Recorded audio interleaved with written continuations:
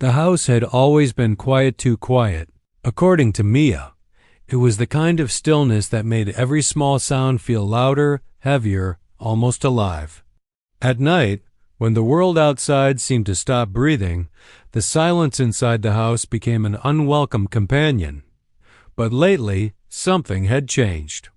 The quiet wasn't empty anymore. It was waiting. It began with footsteps. At first, Mia assumed they came from the neighbors. The old wooden floors of the houses on her street often echoed sounds between walls. But these footsteps didn't sound like they were coming through the walls. They sounded like they were right outside her bedroom door, slow, dragging, uneven. One night, just past midnight, she heard it again. Step, step, step. A heavy footfall followed by a slight scrape, as if someone was dragging 1 foot behind them. The sound traveled down the long hallway, stopped near her door, then vanished. Mia froze beneath her blanket, listening to the silence that followed. The house felt colder, as if the temperature dropped whenever the footsteps came. She told herself it was imagination, maybe her half-asleep brain playing tricks. But the footsteps returned the next night, and the next, and the next. She started counting them.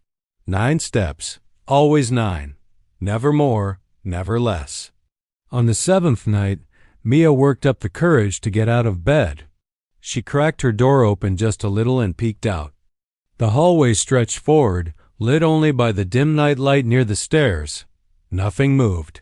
Nothing shifted. The air felt thick, heavy, almost suffocating. Then she heard it. Step, step, step.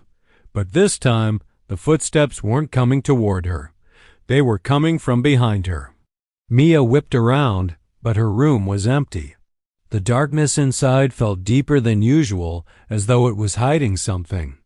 The footsteps grew louder, echoing inside the walls, inside her head. She slammed the door shut, locked it, and stayed awake until sunrise. The next morning, she tried to tell her mother, but her mother only smiled tiredly and said, "Old houses make old sounds." She didn't understand. Mia didn't bother explaining further. That night, the pattern broke. It was 1:17 a.m. when Mia heard the first step. Then another, but the rhythm was different, faster, closer, anxious. Instead of 9 slow, spaced-out steps, the footsteps rushed down the hall as if something was running straight toward her door. Thud, thud, thud, thud.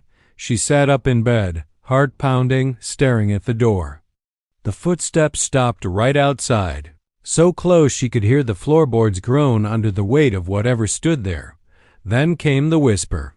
A soft, rasping exhale, a voice that didn't sound human. Mia. She couldn't breathe. Couldn't blink.